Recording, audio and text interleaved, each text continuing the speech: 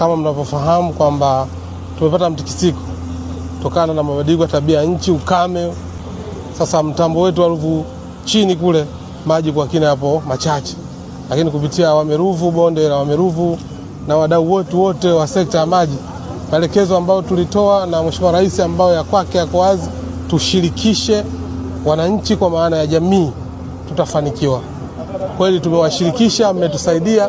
Leo tunaona namna mlivyoziba mto urudi katika hali yake. Tujipigie makofi mengi sana. Kwa hiyo niwapongeze na niwatakie kila laheri. Wizara ya Maji ipo pamoja na nyinyi. Kwa kweli mimi nimefurahi.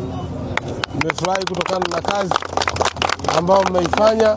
Kwa hiyo mimi nikuelekeze ndugu yangu Mas, kesho nadhani mtaendelea na kazi, tafuta milioni 10 popote wapatie hao mabwana. Ni sadaka yetu ambayo maelekezo ya Rais Daktari Samia Suluhu Hassan kwa kazi ambayo mmeonyesha. Makamanda oye!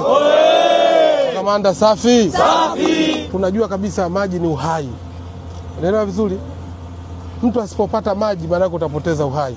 Sio watu wa Dar es Salaam, watu wa Pwani, nyinyi wenyewe na hata hao wa huko.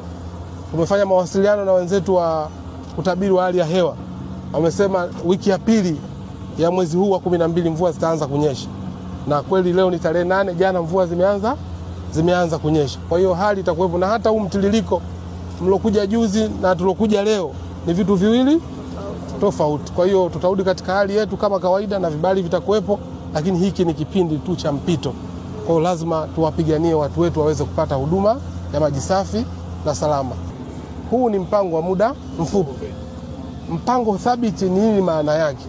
Mpango thabiti ni ule wa muda mrefu lakini shirikishi. Mnaweza mkaja hapa na magreda yenu lakini jamii haijui chochote.